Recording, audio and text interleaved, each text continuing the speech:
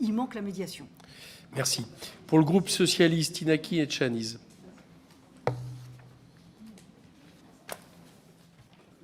Merci, Monsieur le Président. Madame la Ministre, nous nous réjouissions de la hausse des crédits de la mission culture au moment de l'examen du PLF à l'automne dernier.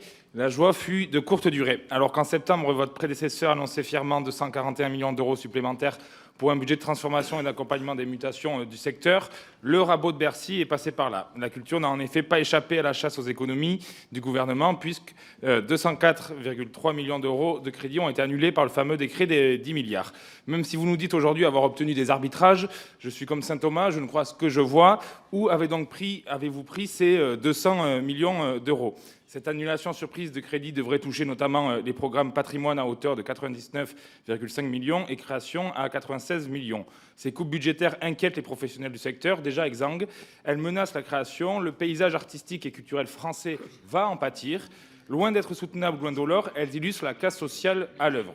Madame la ministre, estimez-vous satisfaisantes les acrobaties budgétaires de votre ministère sous la contrainte, comme le Premier ministre, de Bercy?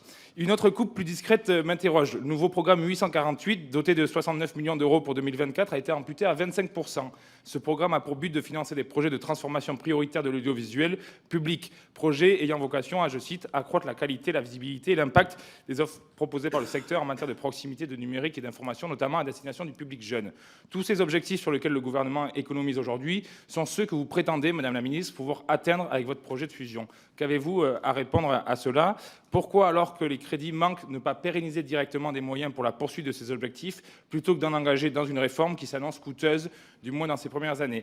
Et puisque vous vous efforcez depuis tout à l'heure à répondre à toutes les questions, je me permets de vous relancer concernant ma question posée en commission culture, à laquelle je n'ai pas eu de réponse, sur les garanties financières et techniques pour accompagner les radios indépendantes dans le déploiement du DAB+. Et j'en profite également pour vous relancer concernant la possibilité de financement des cinémas itinérants dans la ruralité et les vallées de montagne. Je vous remercie. Bien, Madame la Ministre, à vous, c'est la dernière question. Je crois que j'avais répondu sur les réductions budgétaires et j'ai répondu sur le fait que le spectacle vivant n'a pas été impacté sur le territoire. Sur comment j'ai fait pour réduire, enfin atténuer ces réductions budgétaires, j'ai mobilisé les réserves de précaution. Comme vous le savez, c'est pas vous que je vais le dire. Tous les ans, vous avez des réserves de précaution qui sont rarement mobilisées. Et par définition, une réserve de précaution, elle est utilisée quand il y a une grande difficulté. Donc voilà ma réponse. Sur l'audiovisuel public, sur le risque des nouvelles annulations, les seules annulations qui ont été faites, c'est sur le programme de transformation. On a une réforme en cours, on a un financement qui va être réformé, donc tout ça va s'accompagner en même temps. C'est en parallèle. Donc la cohérence, elle est là. Et sur le reste, sur le budget, je le répète, il y a eu 1 milliard d'augmentation en 5 ans. Et malgré les annulations budgétaires, le budget reste en hausse par rapport à 2023. Même en diminuant. Donc là, vous n'avez pas besoin d'attendre saint Thomas. Vous pouvez être comme saint Thomas. Ce que je vous dis, c'est factuel. Voilà. Pour la réforme audiovisuelle, je vous accorde, je veux bien vous rejoindre d'attendre de voir le résultat. Pour le reste, c'est factuel. C'est en ce moment et c'est, j'allais dire, preuve à l'appui. Monsieur. Sur quoi? Sur le...